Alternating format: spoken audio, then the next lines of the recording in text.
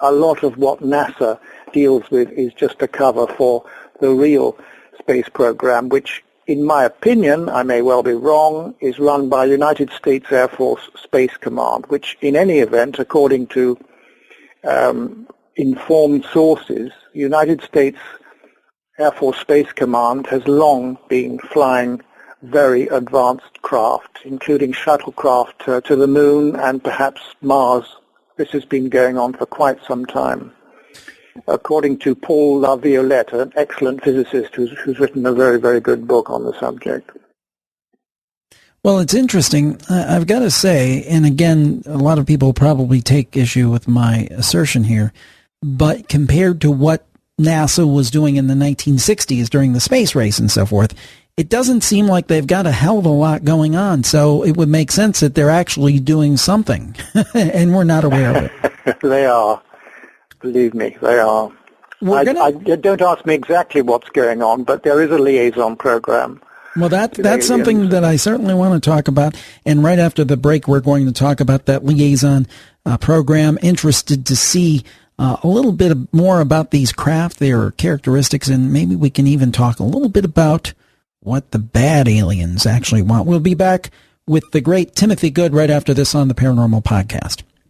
Hey, everybody, I've got a great way that you might be able to win a 10-pack of paranormal books, kind of my holiday giveaway. I'm having my big holiday book giveaway, and there's a very easy way that you can enter. Now, I have to say these are physical books that need to be shipped, so this will extend to our listeners in the continental U.S. I am so sorry for our international listeners and those outside of the continental U.S., but just the shipping and cost would be prohibitive to do this. So this is U.S. only, continental U.S. only.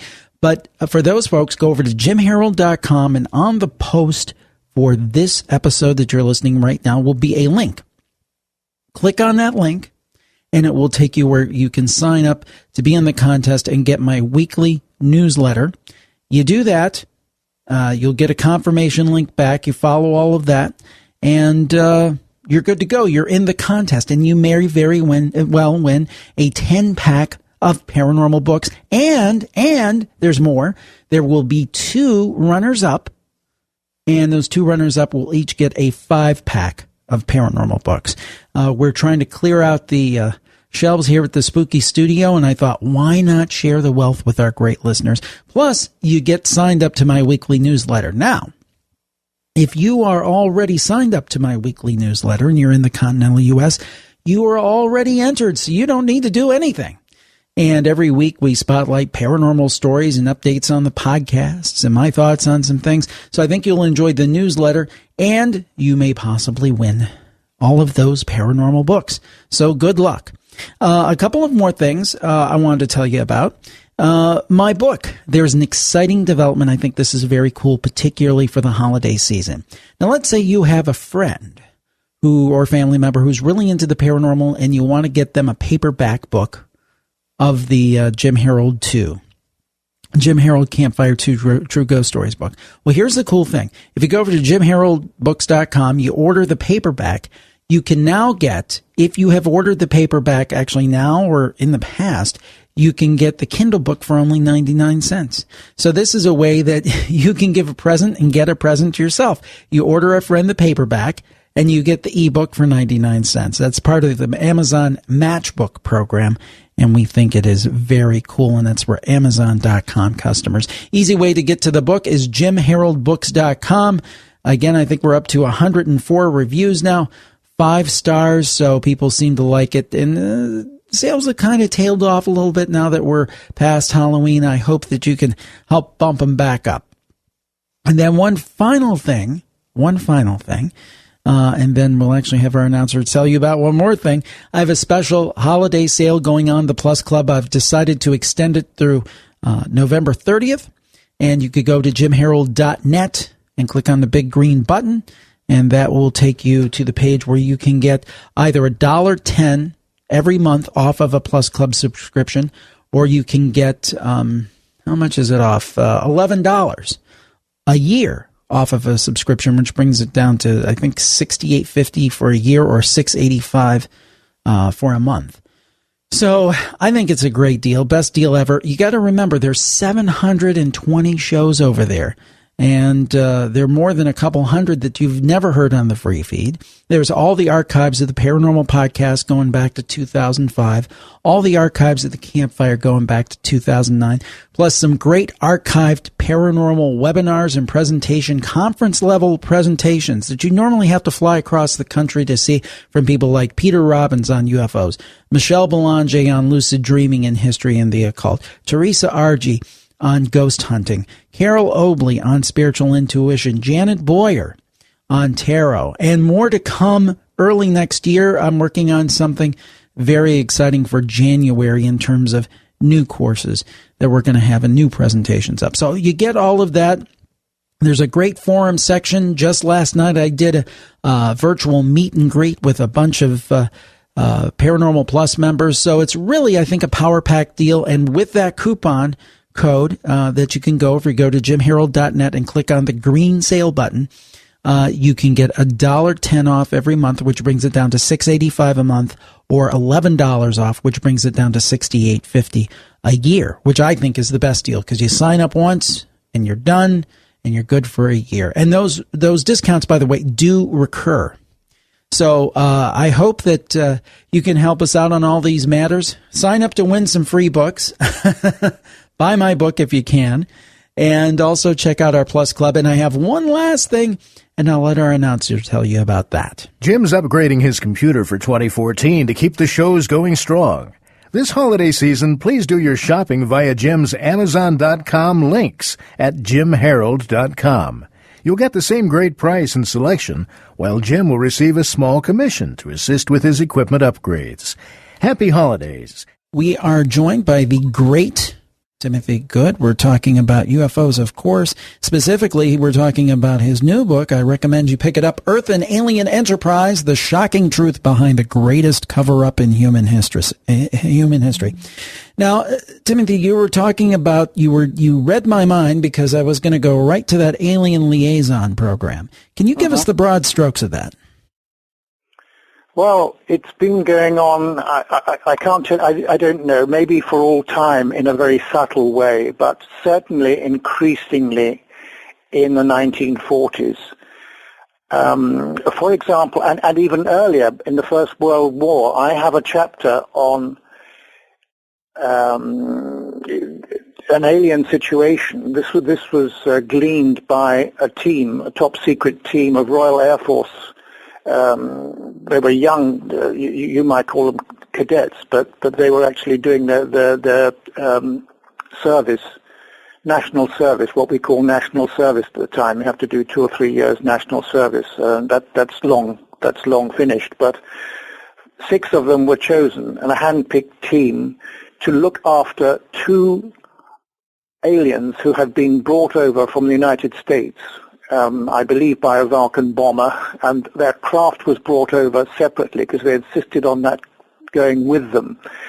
And they were less than happy with the way the Americans had treated them, so they were able to force the Americans to let them go to the United States, and they were taken. Certainly the Americans took their craft over, and they were ensconced at 2 Royal Air Force bases, and this was a top secret situation known as Code Orange. And my friend who was involved in this, said that these aliens were there for about 15, 16, 17 months, something like that, and they gradually recovered from their injuries in the Roswell incidents. There were at least 2 craft which were involved in accidents at that time, the so-called Roswell incident, and they say that they tried to interest the United States government at the end of the First World War about a sort of teaching program and infiltration, but it was turned down, and it was also turned down later on during the Second World War. But they gave these men a great deal of information, and they gave the Royal Air Force people and Navy people, because Navy was involved as well. There were 2 Air Force bases. One was a naval station, one was a Royal Air Force station at the time. This was 1955 to 57. And they gave a great deal of information about what was going on. And they were I won't say they were bug-eyed aliens, as typical in the sort of these little bug-eyed greys that one talks about. But in any event, in the book, there's a sketch by one of the main witnesses. There should be anyway. Now, when a couple of years back, Dmitry Medvedev, I can never pronounce that name, and when he was caught on mic, is absolutely correct. Oh, good. But nevertheless, when he was caught on mic talking about aliens, it was kind of brushed aside as a joke. Was that a joke? Well, I'm glad you asked that. This happened nearly a year ago, in December of 2012, when Russian Prime Minister, former President Dmitry Medvedev, inadvertently revealed some sensitive information to a journalist following a television interview in Moscow, apparently unaware that his microphone was still on. Anyway, Medvedev responded to this journalist who had asked him if the president was handed secret files on aliens.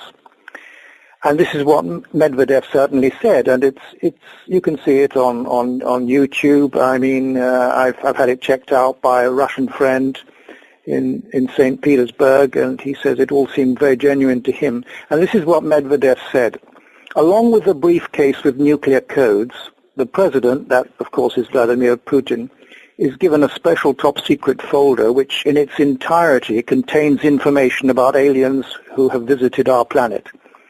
Along with this, you're given a report of the absolutely secret special service that exercises control over aliens on the territory of our country. I will not tell you how many of them are among us because it may cause panic. So I found that very interesting. The sort of the British press, and particularly the Daily Telegraph, which is probably the equivalent of your New York Times, were quick to say that Medvedev quite obviously it was a big joke because he was smiling as he was talking about it. He was not smiling. I have the video, and he looked very, very serious while he was relating this information to the journalist. Now, I know for the time being, certainly this is not disclosed to us, that's hidden from us, this information. Now, but one thing that has been interesting, in a parallel track, since the 40s and 50s onward, we've seen more and more popular culture and more entertainment geared towards the idea of aliens, Close Encounters of the Third Kind, and on and on and on. Do you think that this increase of alien talk and entertainment is part of a long-term disclosure plan? I think it could be. I think it goes back to the 1940s, that my favorite film still, The Day the Earth Stood Still, with Michael Rennie. I think that is the greatest UFO alien film, if you like, and I think that's profoundly interesting. Well, it does seem to be interesting. Now, let me ask you this question. To get back to those UFO craft, what kind of, and I don't know how detailed you got with it or how much you know about it, but what are the flight characteristics? I mean, are they invisible? Do they go X amount miles per hour? How do they differ from our craft here? Well, it's the technology which is, I would think, maybe, several thousand years ahead of us, maybe much less than that. I don't know, but there is a lengthy chapter which I cite Stefano Breccia's information. He was a scientist, and he was given a great deal of information about how these craft are propelled. It involves electromagnetism and plasma. Some of the craft are very small. There are different types of craft. They can easily make themselves invisible, but yet remain absolutely solid. Stefano himself went on a flight with a German friend who was piloting the craft. They're very easy to fly, apparently, and everything was monitored by the aliens who had provided the craft. And there's just so much detail in that chapter on the which I've called Amicizia, which was the group which allegedly infiltrated many countries around